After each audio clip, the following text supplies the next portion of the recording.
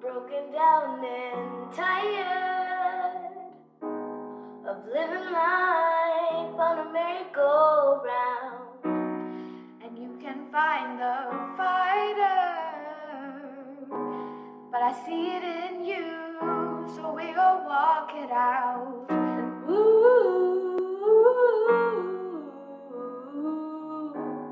mountain, gonna walk it out.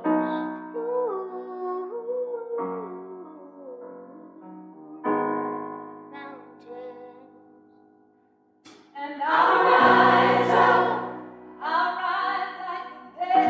I'll rise up, I'll rise unafraid. I'll rise up, and I'll do it 1,000 times again. I'll rise up, I'll rise up, I'll rise up.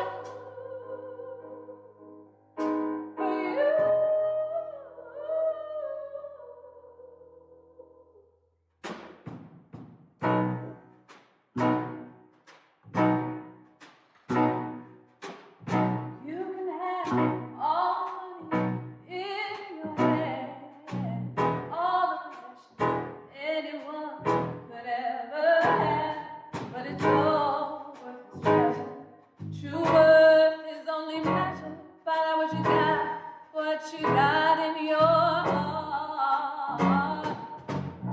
You can have everything, but what does it mean? It all means nothing. Rise up for something. You just can't talk the talk. You gotta live the talk. Yes, you do. It all means nothing.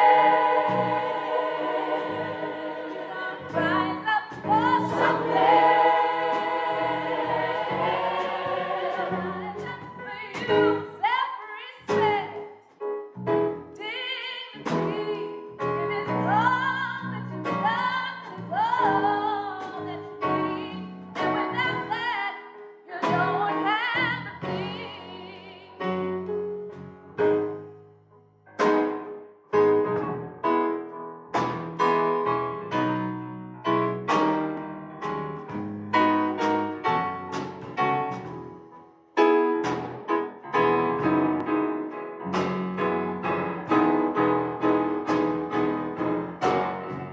And it all means nothing. Rise up for something. Just can't talk the talk. Gotta live the talk. Yes, you do. And it all means nothing.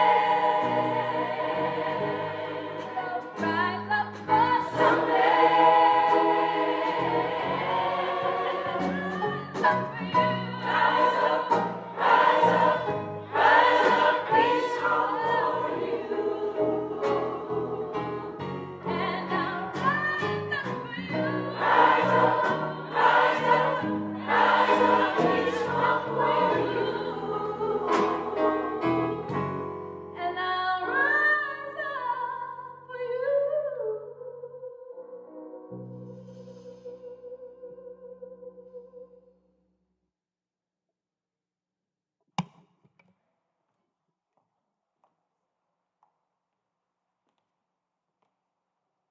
Good morning. I'm Lucia Savage, your worship leader today. Before we have our welcome, I wanted to give you a brief description of the music you just heard, Rise Up by Andra Day. In preparation for this service, I asked our congregation's youth what music they would like to hear when they come to church, and Andra Day was one tune that came up. This particular recording that you heard is from the virtual choir of Unitarian Universalist voices across the country, including youth and middle schoolers, in a recording by the Loved Into Being virtual choir, Jen Heyman conductor. This was first broadcast in a denomination-wide virtual church service during COVID. Now, Marilyn McMahon with the welcome.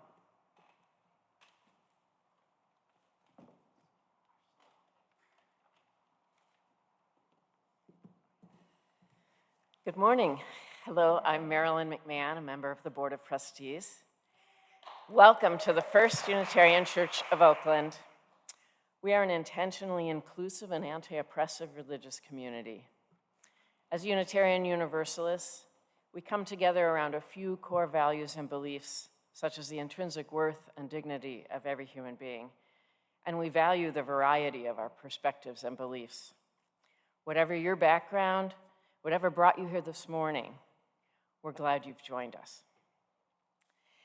At the end of the service today, there will be a 10-minute orientation for newcomers in front of the pulpit, and usually done by Emily Stoper. Who's doing it today? Emily, who's now in the back, will be up here after the service, and she'll answer your questions about the church. Also, newcomers, we'd love it if you'd fill out the online guest connection form. If you're attending on Zoom, the link is in the chat. If you're here in person, look for a gray card, hopefully on a seat back in front of you. On one side of it are the link and the QR code to that form. If you fill out the guest connection form, it'll help us to help you explore what our community offers.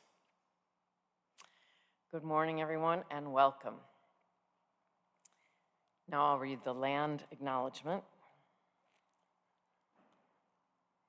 We acknowledge the land and the peoples who belong to the land, the Muwekma Ohlone peoples. Our church, institutions, and homes are occupying this land. We acknowledge that the lands were stolen from the Ohlone peoples who have an ancestral relationship with this land, the plants, the animals, and the water for millennia, continuous to the present day. Ohlone people are still here. In solidarity with all Indigenous people and the right to self-determination and justice, we commit to working toward accountability for the theft and toward being active partners in the healing of the intergenerational trauma which persists to this day. Amen. So may we live.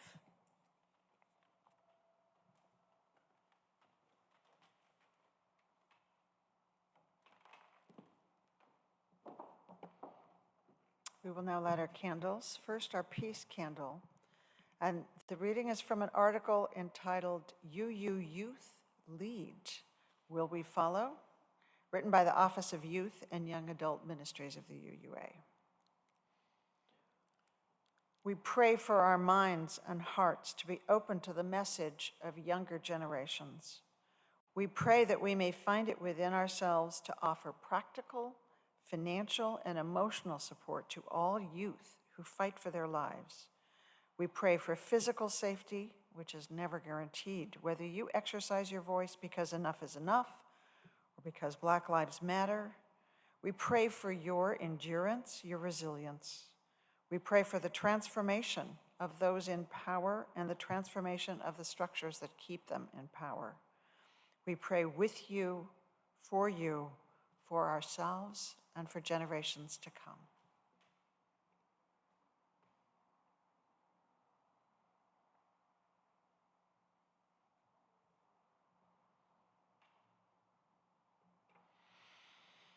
And again, from the UUA Office of Youth and Young Adult Ministries, this prayer was written by Elizabeth Nguyen for our Black Lives Matter candle. Because the world cracks open, and here we are. For the 900 lives lost to the migration injustice, mothers, fathers, parents, children, trying to reach Europe by boat. For the over 4,000 lives lost to earthquakes in Nepal and South Asia. For the family and community of Rekia Boyd, an unarmed Black woman shot in the back of her head by police in 2012. For the officer who killed her and was cleared of wrongdoing. For Freddie Gray, an unarmed Black man who died in police custody. For his family, friends, and community. For Baltimore and the protesters who call for justice. Help us to know that no matter our losses, we are not lost because Black lives matter. Because we see so many broken hearts and broken bodies. May justice be done, and may a little extra love find you this week and always. And together we say, Black Lives Matter.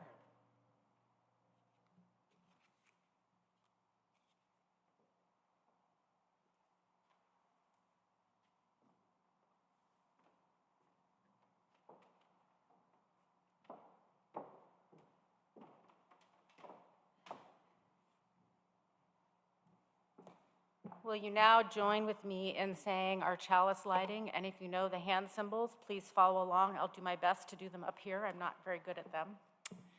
We light this chalice, symbol of Unitarian Universalism. May it remind us of the divine spark in all of creation, the power of love to heal what is broken and to be grateful for life's blessings each day.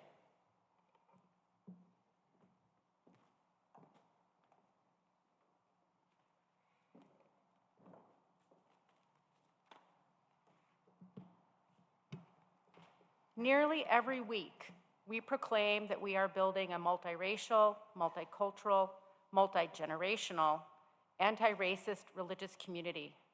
Today, we're going to focus on the multi-generational part. Being a youth has never been easy. Caught between childhood and adulthood, it is a time of exploration, being contrary to tradition or authority, a time of idealism, creativity, identity formation, and learning to build family and community outside one's childhood relationships. Khalil Gibran, a Lebanese-born immigrant to America, wrote, and I'm going to use the original language, "Your children are not your children. They are the sons and daughters of life's longing for itself. They come through you, but not from you. And though they are with you, they belong not to you. You may give them your love, but not your thoughts, for they have their own thoughts. You may house their bodies, but not their souls, for their souls dwell in the house of tomorrow, which you cannot visit, not even in your dreams." Today, let us think more deeply about Unitarian Universalist youth and the power of youth ministry for the future we cannot visit. And together we say, "Come, let us worship together."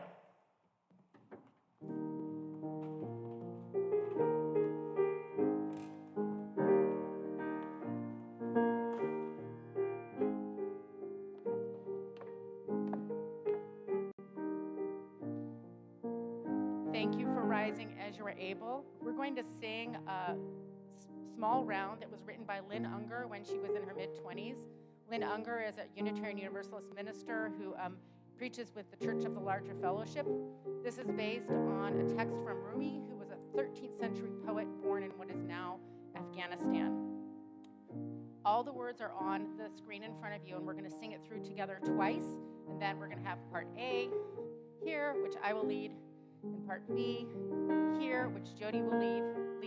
And the break is going to be come, come, whoever you are, wanderer, worshiper, lover of leaving. And then the second part is going to start at the beginning again. Does that make sense?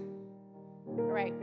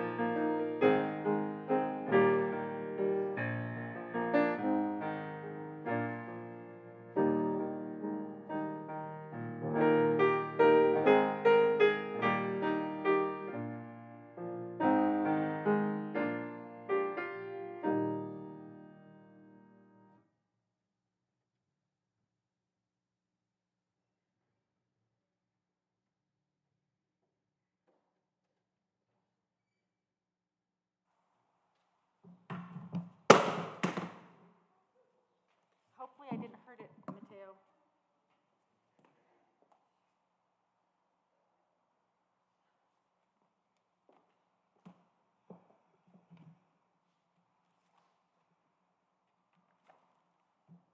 For our first reading, I asked former congregant Julie Bader, who has participated in Unitarian Universalist Youth Ministry, to write a few words about her experience. This is what she wrote. Youth ministry informed my entire life. My mom was a director of religious education, so Sunday school was really important to us socially, emotionally, and spiritually, even more so than traditional education. In church, we studied the Bible, learned about other religions, went to civil rights marches, learned to take the taboo out of sex and how to access birth control. I learned youth religious leadership when I was on the Star King Federation LRY board in the late 1970s. We were a board of 6 young women and 1 gay man, and one thing we tried to do was, after a decade of free love, to make it cool for young people to not have sex just because of peer pressure. We succeeded somewhat. Through youth ministry, I learned who I was, what I wanted out of life, how to love people outside my family unconditionally. I defined my credo, grew my confidence, clarified my purpose, felt safe, loved, and important. There were so many trying times throughout my life: divorce, moving all over the place, epilepsy, a lack of much needed structure. But wherever we went, and whatever I was going through, I rarely, if ever, missed church, and the friendships that I made there have lasted decades. I have friends that I met when I was less than 5 from church. From 1969 at Star Island, from LRY in the 1970s, one of my closest is reading this to you. Then there's Row Camp, a Unitarian Universalist summer camp in Western Massachusetts. I'm still friends with people I met there as a camper and with people I met there when I was teaching youth ministry as a staff member. In all, youth ministry informed my life more than any other experience, and I am who I am today because of it.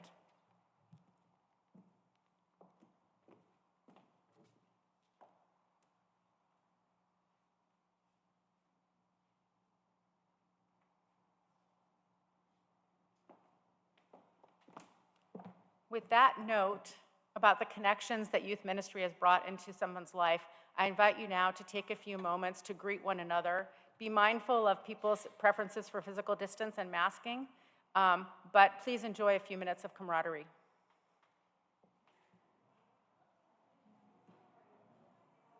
Good morning, one and all.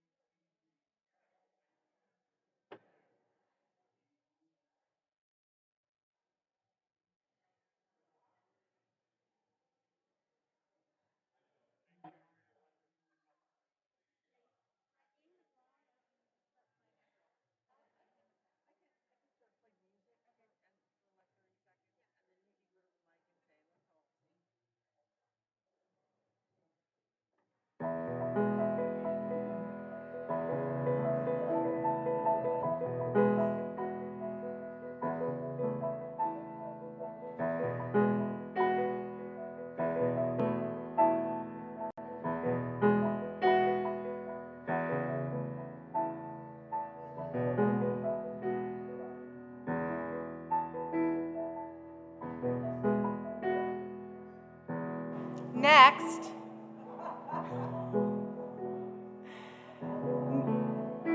you might as well remain standing if you are able. Next, we're going to sing the hymn Blue Boat Home. I want to tell you why I chose this hymn. The music today is an integral part of the service. I chose this hymn because for many years, the online home for Unitarian Universalist youth and young adults was a website called www.blueboat.org, named after this hymn.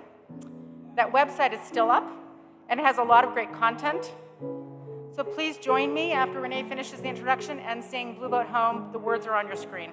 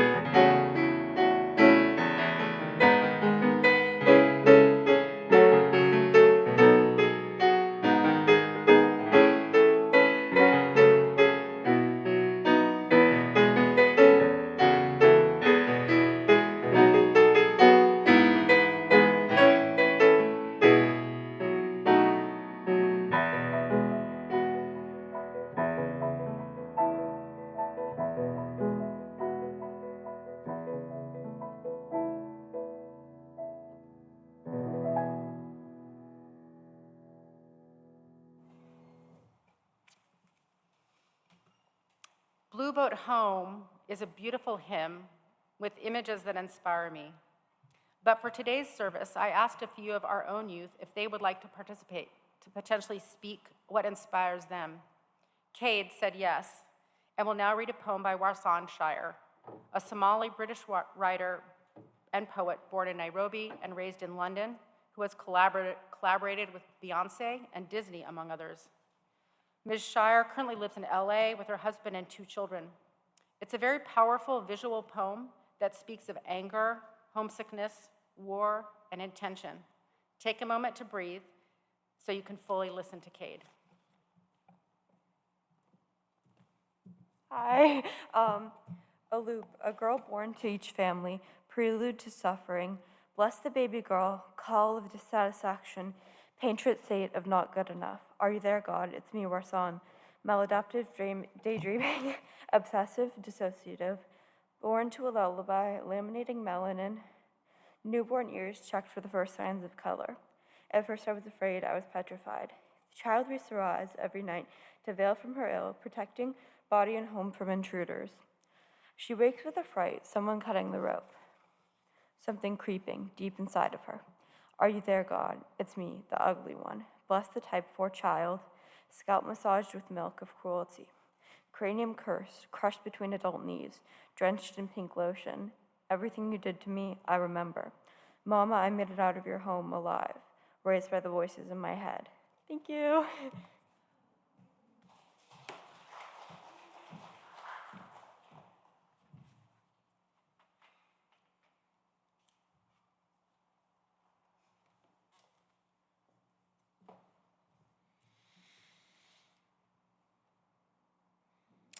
Now is the time we speak aloud.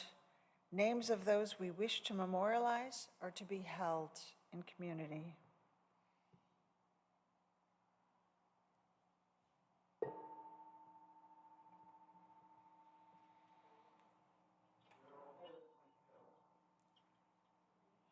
Tony Mann, Chuck Hopper, Chuck Deaver, Nancy Cortez.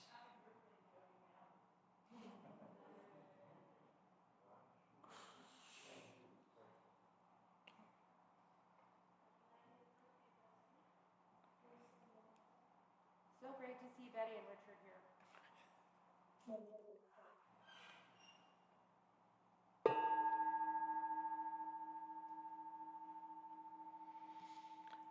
For all the names spoken and those held in the silent sanctuary of our hearts, we say together, we hold them in our care.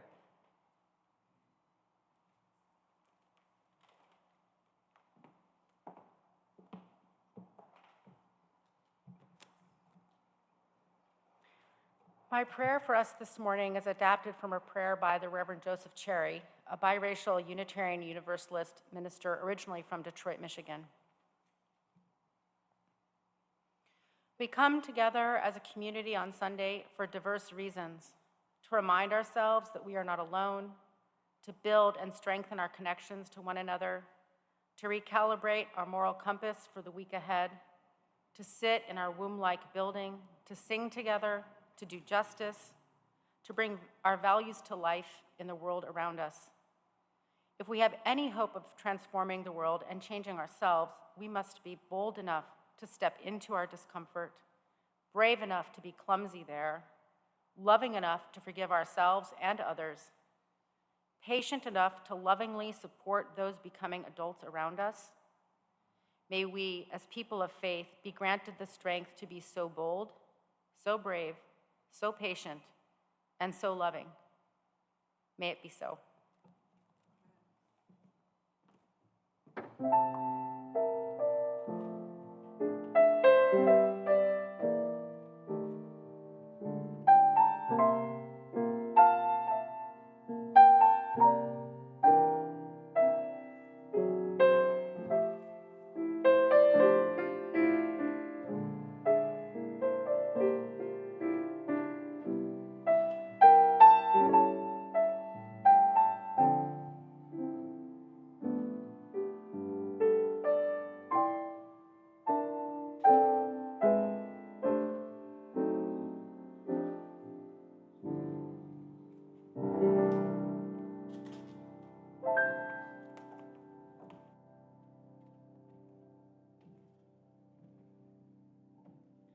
Before I start, I have to tell you why I'm standing in the pulpit.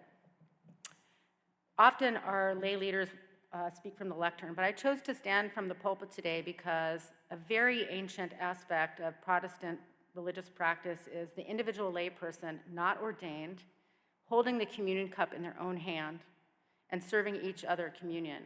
And to me, when we have shared ministry, we share our pulpit, and I feel perfectly appropriate standing in the pulpit despite the lack of my MDiv.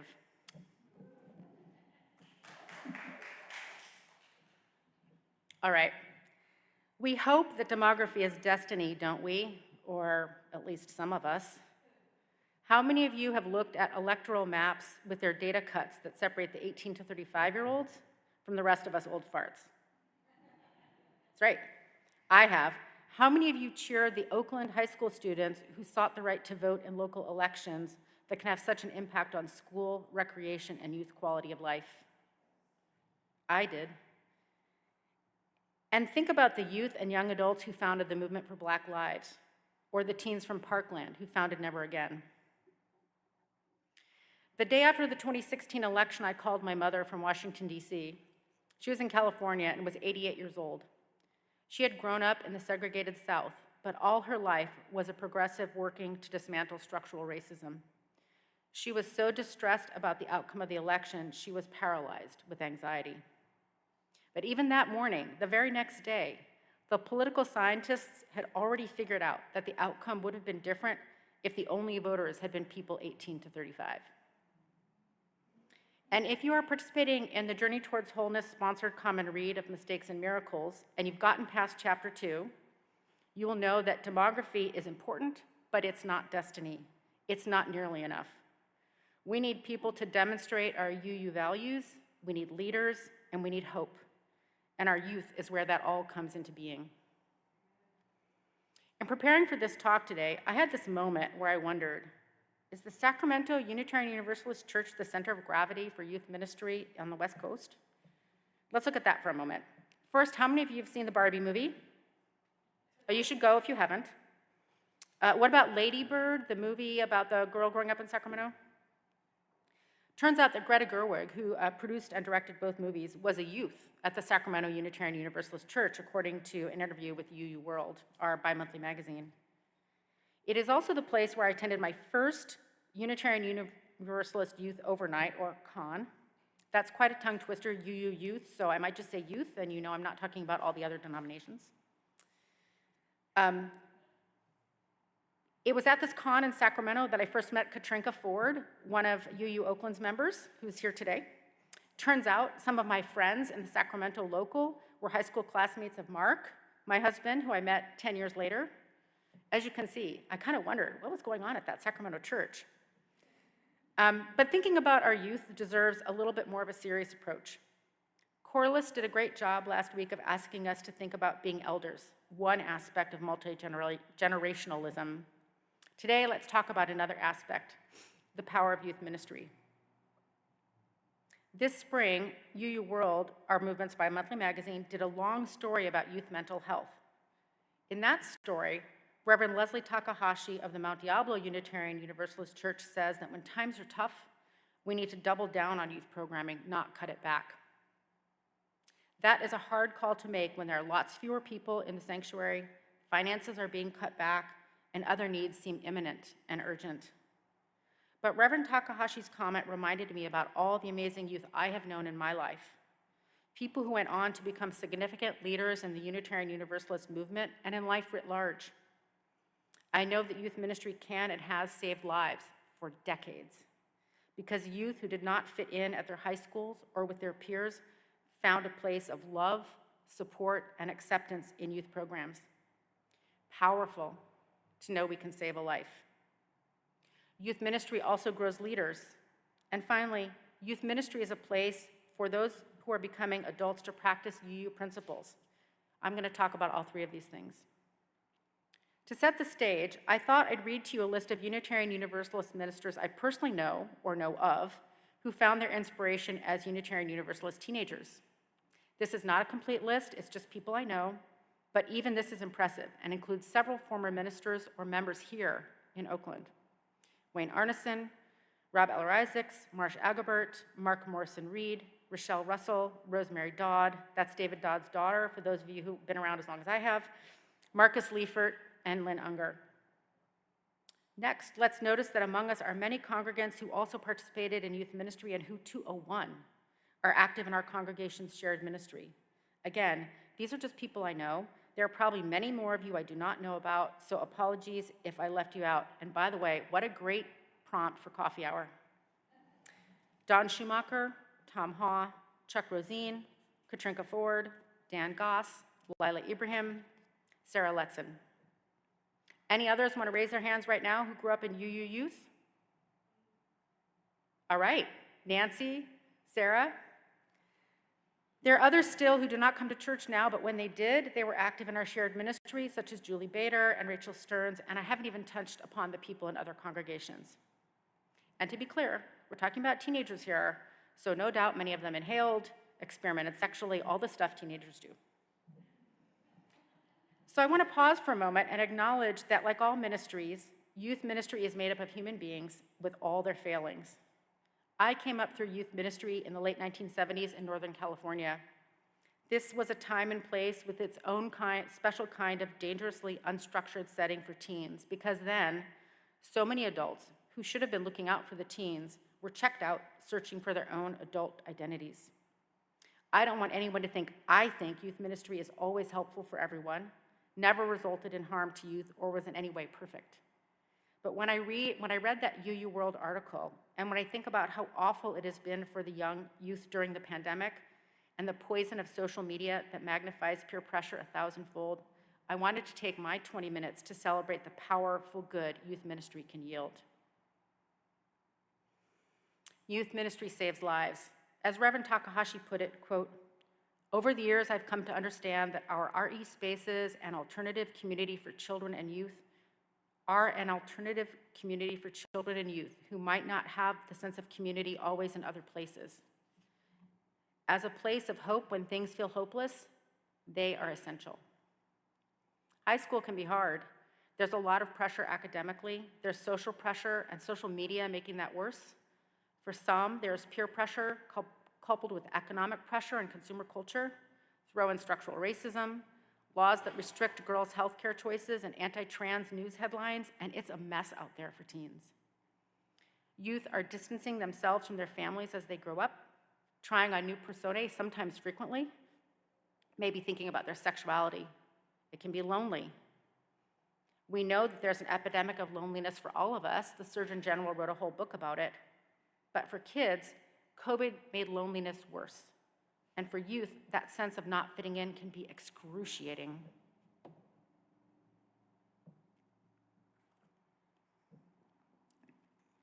Enter youth groups, cons or conferences, and connections. Even if it's simply a place once a week to talk about life, sitting there in the tower room on cushions and pillows, just talking about what happened that week, it's helpful. Or finishing up a portion of the Our Whole Lives relationship education curriculum with your friends, or connecting over shared inside jokes, perhaps with kids you've grown up with, or making fun of each other's parents who you all know anyway. The weekly connection can save lives. Here's a quote from Kirby Geisler, now a young adult, about how helpful this connection was to her when she struggled with clinically significant anxiety as a teen.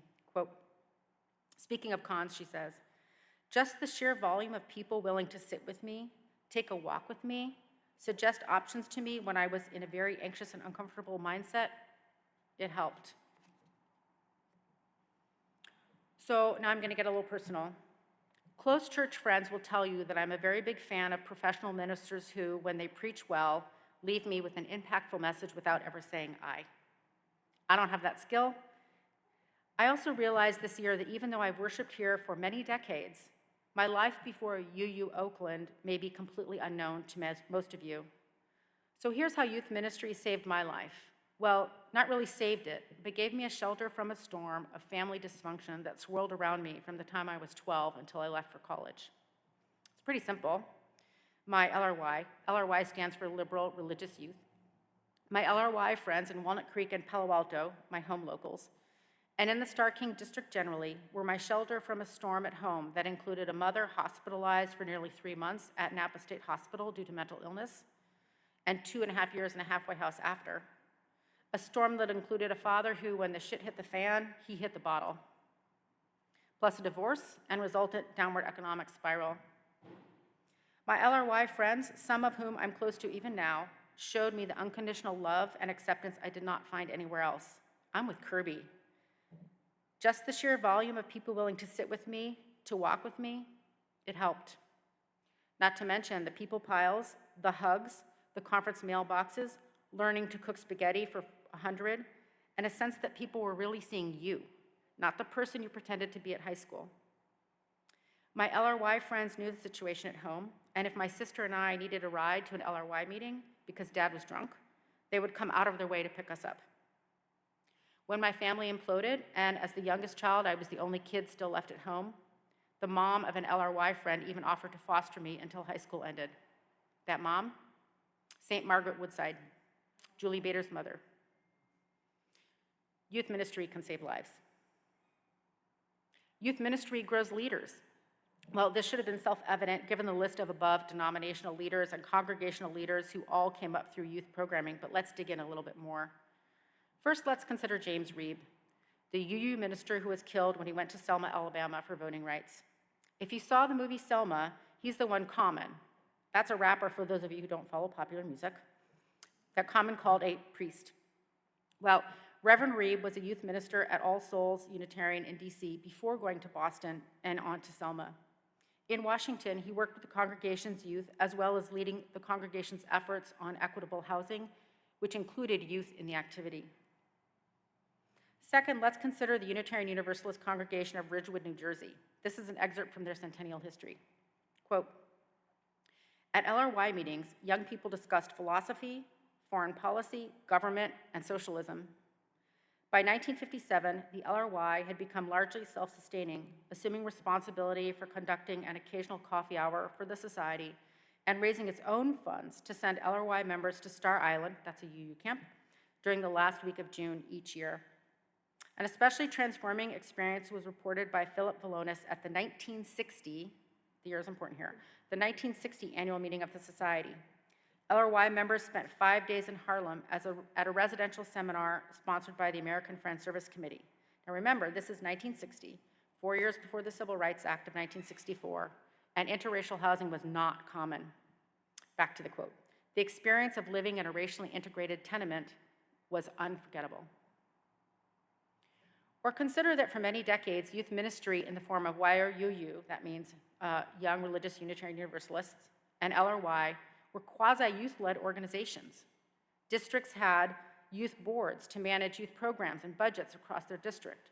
For decades, to get funding for their programs, youth were coached by adult advisors on how to ask for a piece of the church budget from the Board of Trustees, or for financial support to go to General Assembly, or GA, the denomination's annual convention.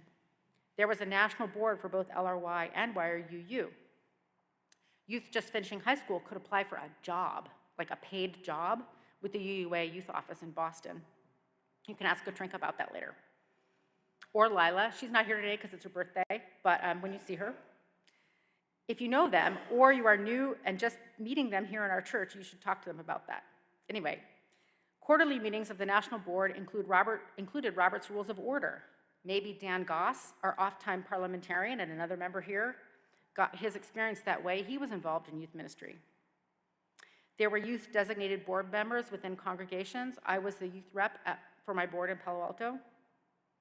And a long time ago, before there was the internet and WhatsApp to connect us, nearly every district had their own youth-produced and mailed printed newsletter. People Soup, produced in Boston, was written, edited, and published by the youth for each other with adult advisors. There is even an online People Soup archive if you want to Google it. Congregations did and do financially support their youth attending General Assembly.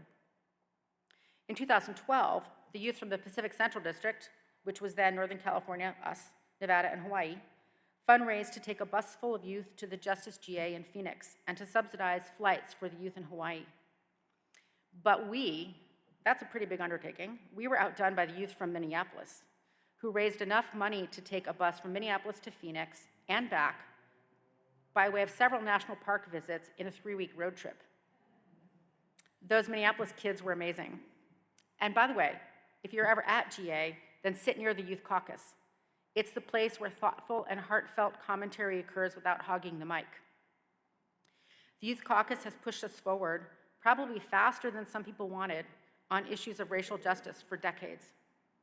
Of course, there's the fact that the Unitarian youth and the Universalist youth merged way before their adult counterparts merged to form the UUA.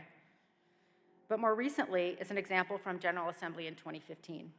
This was 2 years before the Justice GA that is discussed at length in Mistakes and Miracles. This was right after Michael Brown was shot and killed in Missouri. And I want to comment here that I did my best to research exactly what happened at that GA, but I found it hard to find the exact story. So I'm making some assumptions below to give credit where credit is due. I hope that if there are people here among us who know the story better than I do, you will tell the story accurately. And I'm going to tell the story about the Youth Caucus at GA, when clearly there was a much bigger story about how the denomination as a whole reaches for its goal of anti-racism. But my sermon is about the youth, so that's the story I'm going to tell. Anyway, back to GA 2015. At that time, there was a movement among Unitarian Universalists to have an action of immediate witness in support of the movement for Black lives. I assumed that it was Black, Indigenous, and people of color Unitarian Universalists were the main organizers of this effort. According to the UUA website, an action of immediate witness, or AIW, is, quote, a statement about a significant action, event, or development in the world that necessitates immediate engagement and action among Unitarian Universalist member congregations and groups. An AIW calls us all to act immediately to protest a harm or honor a person or event.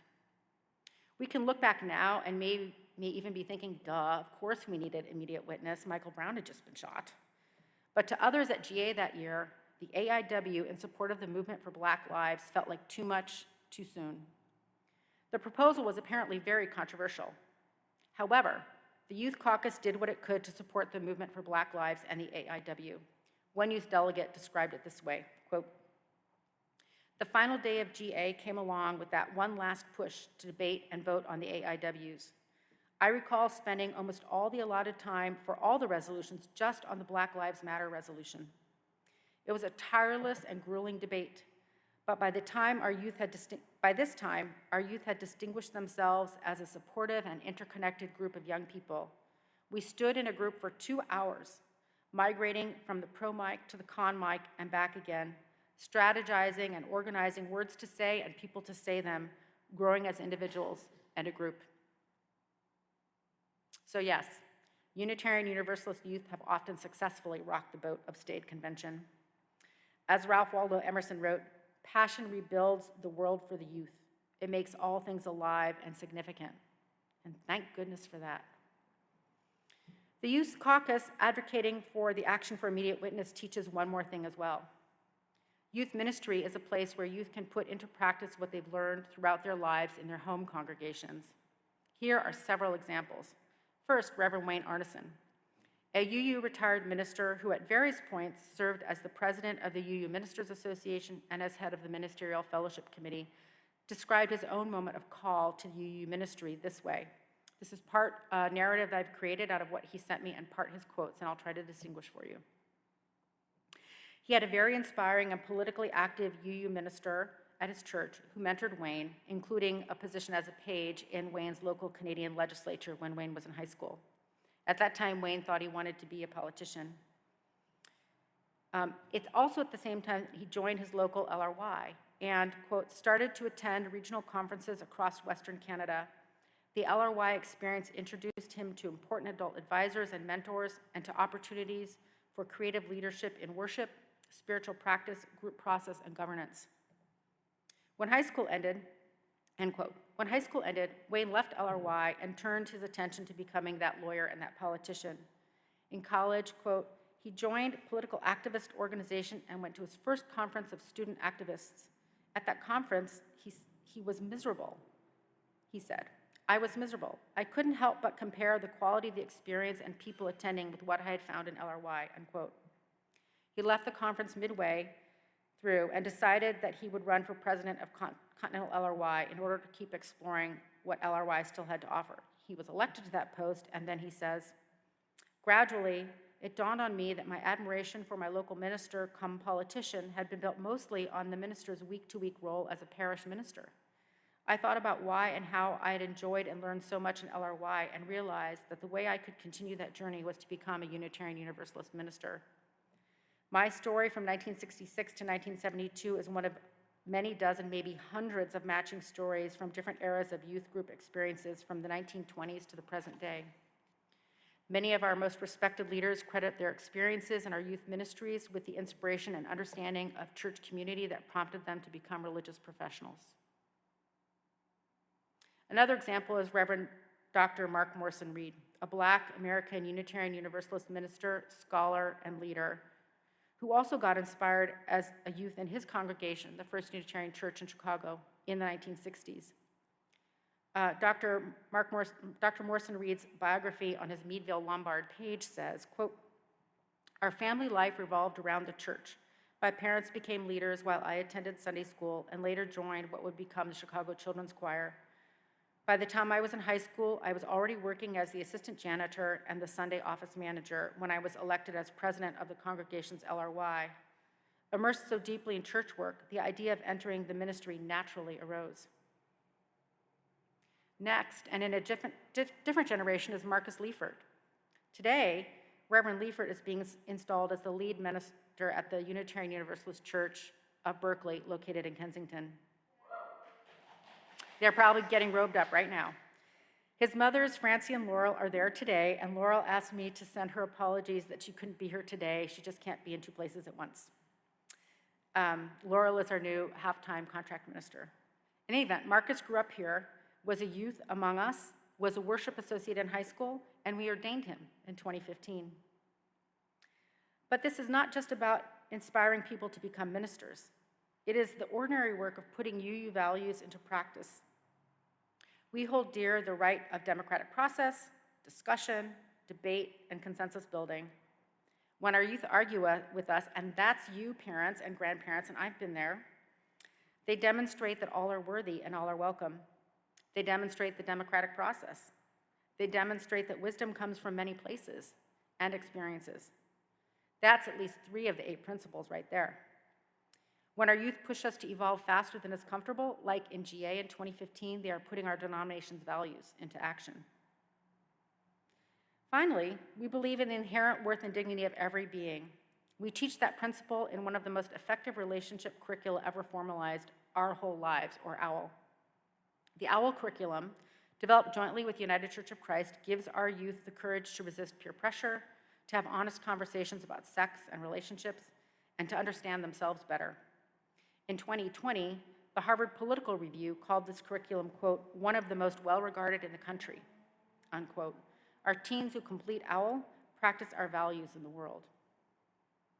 And we teach it in how we show up for the planet, like our own Lydia Macy, another young adult who grew up in our church in 2021, protesting against the extraction of fossil fuel from the tar sands with the financial support of this congregation's Social Justice Fund. Over my 38 years at UU Oakland, with a pit stop in DC and an earlier one in New York, I've seen the number of youth who are active in our particular congregation go up and down. Kids have busy lives. Orhan hosted Mittermeier, who recommended the song Rise Up for church today, couldn't be here today because he has a soccer game. Some kids want an evening youth group. Some kids prefer to come to church midday with their parents. Homework is always hanging over their heads, and it does seem like they have a lot more homework than when I was 16. But it is us, we who are the leaders, who choose how to spend congregation time, talent, and treasure that can really support our youth. For example, let's get an amen for Nicole Fitzhugh, who single-handedly made sure we kept coming-of-age programming available during COVID. Amen. Nicole showed up for our youth. And if any of you were here for Micah Ma's ordination, Sadie Fitzhugh, her daughter, one of our current youth, said that she learned here at UU Oakland that, quote, "It is possible if you think it is, and God's love includes everyone." Sadie demonstrated the values she learned here. Currently, in our area, the Pacific Central chapter of our Religious Educators Association is starting a regional calendar to better share activities and resources for youth programming, such as OWL classes, family-friendly events, multi-congregational picnics, etc. Jeff Melcher, are you sitting with us? He's here today somewhere. Jeff Melcher can give you more information if you want, but I have a little bit here in my sermon. There's also a self-supporting youth organization in our region that's not affiliated with any particular congregation called YRUU of the Pacific. In addition, congregations are trying to figure out how to support middle school and high school youth in the post-pandemic era as COVID interrupted the friendship-growing cadence of youth gatherings across our region. A regional youth overnight is in the works. In our congregation, youth grades 7 through 9 will have OWL as their main curriculum for the fall and spring in collaboration with Mount Diablo. Instead of the tower room, youth here will be able to hang out in Stefan's old office, which is accessible, so that's important, as a youth designated room. And yes, they will be able to look down at Wendy Hall and watch the adults. In their dedicated space, they will undoubtedly make jokes about us. But more could be done. We could support youth who want to attend General Assembly. The next in-person GA will be 2025, and it's never too early to start planning. We could include a youth on our board if one wants to attend, or on our committee for well-being and shared ministry, or as a regular worship associate. As parents and supportive adults, we can make sure youth have the rides or transportation they need to join gatherings of other youth, whether it is an overnight at a distant church, and I've driven to Davis and back in one day, joining the youth camps at Mendocino Woodlands or to Beneville Pines, or just getting here to hang out together in their designated space. Or what about music? That's one question I asked several youth in our church. What music would you want to hear when you come to church? Today we had Rise Up, but who can forget Justin Weiss rapping the Black Eyed Peas, Where's the Love? Or Ariana Duxbury-Thomasberger singing Alicia Keys' Girl on Fire. Youth find inspiration in music that we may be unfamiliar with, and that is why I asked youth in our congregation what they'd like to hear. And that was my inspiration for much of the music today, music by youth or inspired by youth all over the world. Youth ministry saves lives, grows leaders, and puts Unitarian Universalist principles into practice.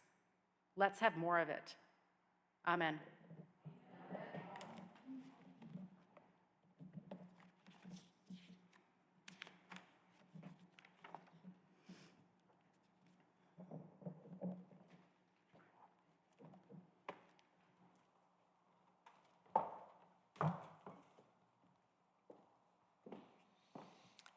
So we're trying a new thing where announcements and offerings are together weaving the tapestry of our community. And when we do the offering, that's a time for us to talk about what we're grateful for in this community. And knowing that we were talking about youth, a lot of people know that I was dedicated by my uncle, the Unitarian minister, as a baby. I grew up UU. But one of the things I tell people when they ask about my involvement in this church is that this church helped me raise my children.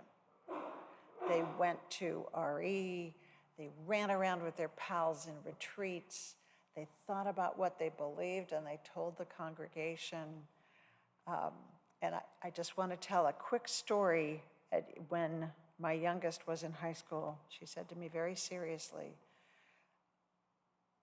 "You know, I don't know if I'm going to go to Unitarian church when I grow up.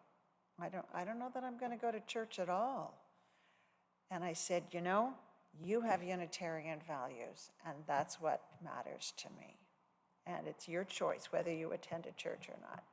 And she said, "I do have Unitarian values." Another beat. "Thank you for raising me with Unitarian values." And I thought, my work is done, but I also thank you, and I thank this church, because I sure didn't do it alone. And the side note to that is that when she went to Europe for college, she went to Unitarian church every Sunday and found community there. Please accept our offering.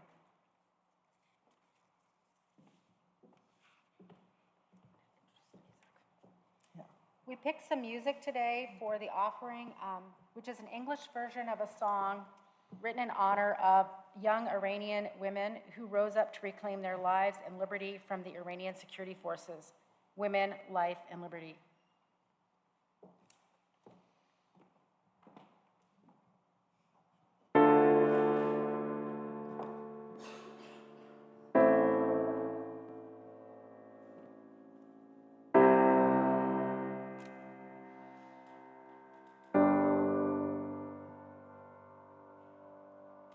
For dancing in the alleys and the streets, for the thrill and the fear of getting caught kissing, for my sister, my brother, and unity, for all the times we tried to change their minds and stale beliefs, for the loss of pride, for poverty, for the dream of just a normal life for you and me, for all the children who were starving for a loaf of bread, for the greed of politics and all the lies they spread, for all the mass polluted air we breathe, for all the litter in the streets and all the dying trees, for all the animals who suffer from elimination, for all the cats and dogs who love us without no conditions, for all the tears that seem to never end, for all the images that keep on turning in our heads, for a simple smile to last a little while, for the future generations fighting for their time, for empty promises of heaven in the afterlife,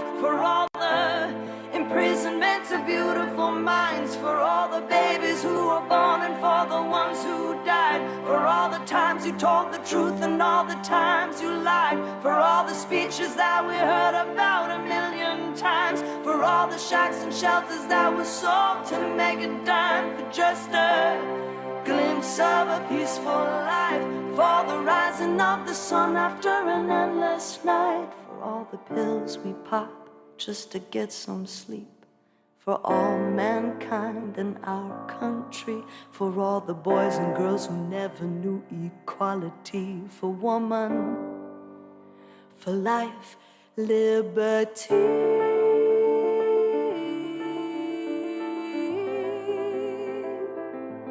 For liberty,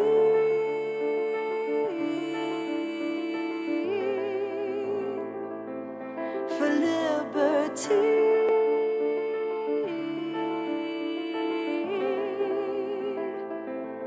for liberty.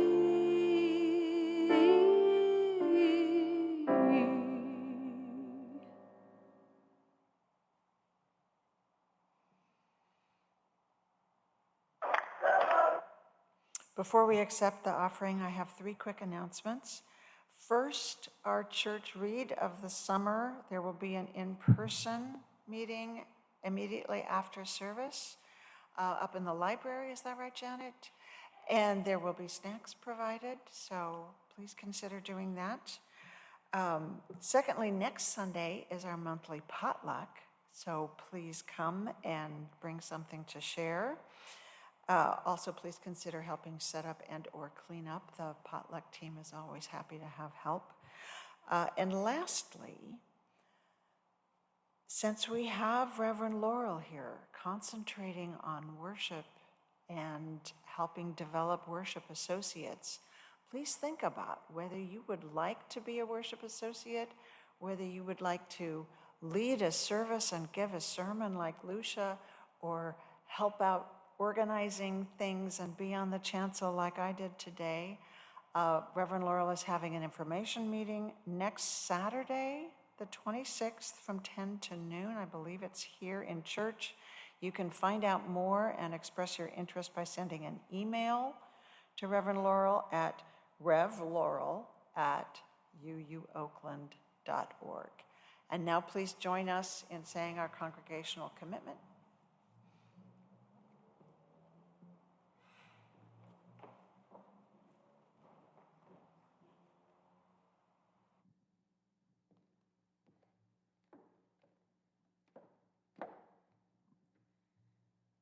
To the work of the church, which is weaving a tapestry of love we call community, we dedicate ourselves and these our offerings. Our closing hymn today is a very simple version of the hymn that's printed in the Teal Hymnal number 1020. We'll wait for the sirens to finish.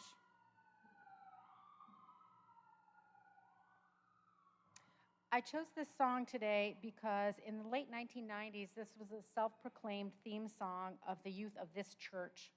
They sang it, this was before the Teal Hymnal was printed, and so they sang it in more of a folk kind of way, which Renee and I have worked out today. We're going to skip if you're reading in the hymnal, skip the wo-ya-yas.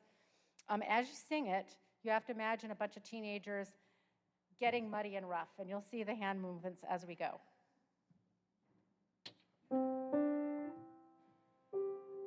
I'm going to sing it through one time, and then I hope you rise as you are able and join me in singing it along. Ready? We are going, heaven knows where we are going, but we know within we will get there. Heaven knows how we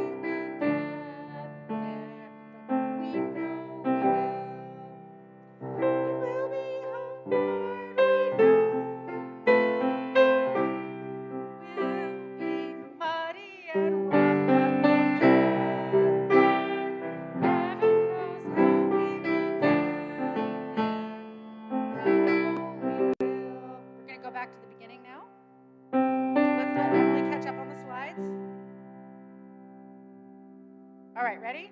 Stand as you are able. If you're not able to stand, just join in.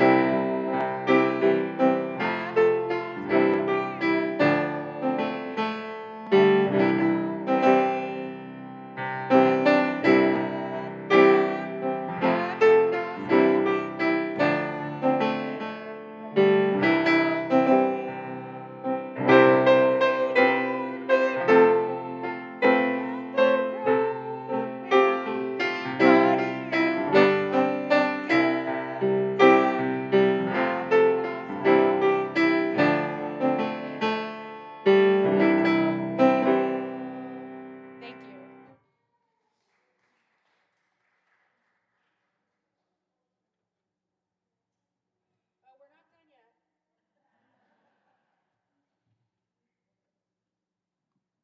For my benediction, I wanted to tell you a true story. I want to leave you with an inspiration from the youth of the Pacific Central District. This is a true story from 2012. I was a chaperone at the Justice GA in Phoenix, Arizona, and I had shared responsibility for watching out for the well-being of 50 youth that had taken that bus from the Bay Area to Phoenix. Emily Stoper and Bev Summerhar were there that year, I think, and Margaret Woodside with Julie brought Margaret. So there were a few of us from here. Anyway, it was blazingly hot outside. It was after dark and still over 90 degrees. The 2,000 or so attendees were patiently waiting in the convention center to board buses, which would take us to Sheriff Arpaio's tent city for a nighttime protest. We were patient, but bored. It took a long time to load 2,000 people on buses. The teens were all hanging out together in a people pile, talking and laughing, and I'm not sure how it all happened, and I want you to visualize this in your mind because we couldn't make the video work today, so you're just gonna have audio. But anyway, they're in this people pile, and pretty soon they jump up and they're all singing and dancing, and they're wearing their Tangerine Siding with Love t-shirts. And if you went to camp, you might recognize the song that they're singing, which I'm gonna play in just a minute, but they're singing this song, and each one steps into the circle and does like this personal little dance and then steps back out, and there are like 50 kids in the circle. It's a big circle. And the kids were like individuals, but in their own little community. And pretty soon, all the grown-ups nearby have whipped out their smartphones and their cameras, and they've started taking pictures and videos. And instead of the grown-ups being bored with anticipation tinged with anxiety, like, would it be too hot? Did I pack enough water? What if I get arrested? We were all in this moment of community joy, celebration, and excitement. It was a moment when those teens ministered to all of us. It was the power of youth ministry for and by the youth. There's an audio of this exact moment that Mark and Mateo are going to play in just a second, and it's going to roll on a loop. So listen to it for a little bit, and after you've got the hang of it, I invite you to sing and dance your way out the aisle. May your week be blessed. Go ahead, Mark and Mateo.